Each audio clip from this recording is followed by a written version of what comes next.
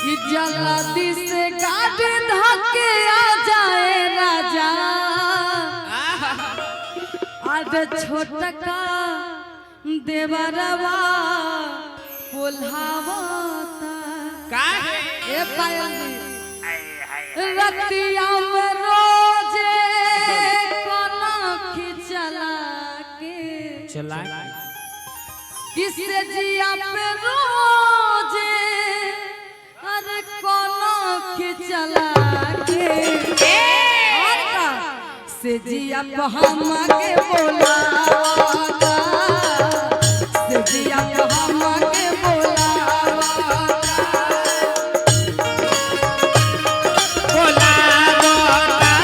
जिया को हम के बोला जल्दी से गाड़ी धके आ जाए राजा से गाड़ी धके आ जाए राजा जल्दी से गाड़ी धके आ जाए राजा छोटका देवरवा पोल्हावता रतिया में रोजे कोना खिचला के रतिया में रोजे कोना खिचला के से जिया पहामा के बोलावता से जिया को हम के बोला जिया को हम के बोला जिया को हम के बोला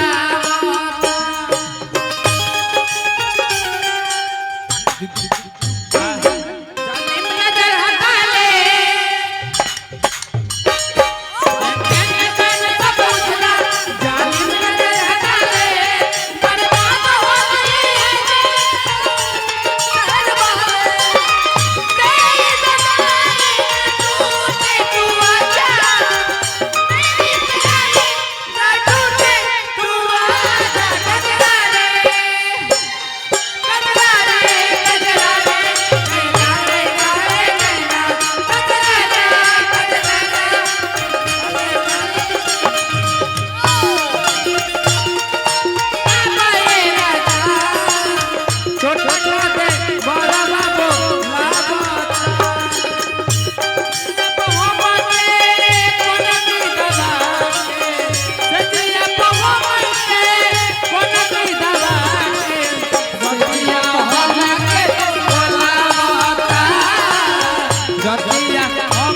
पायल जी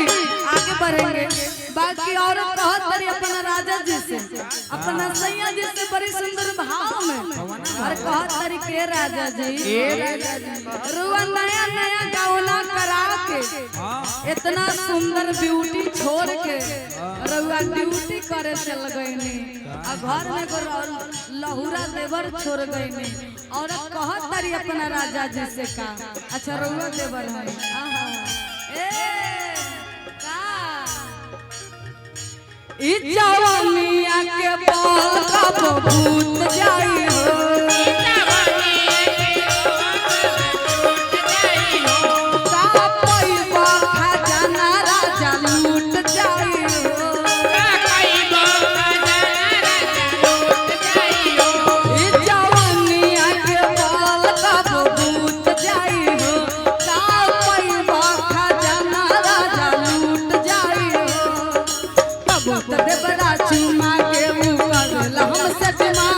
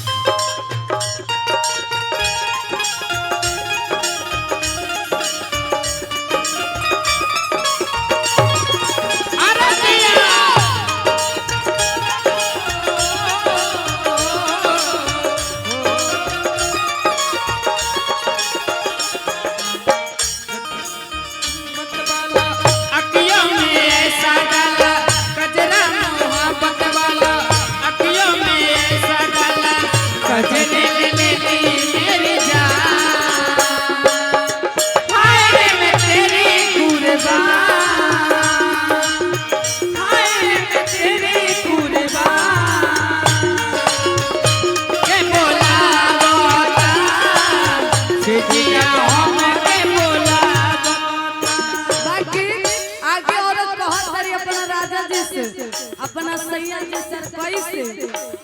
ए राजा जी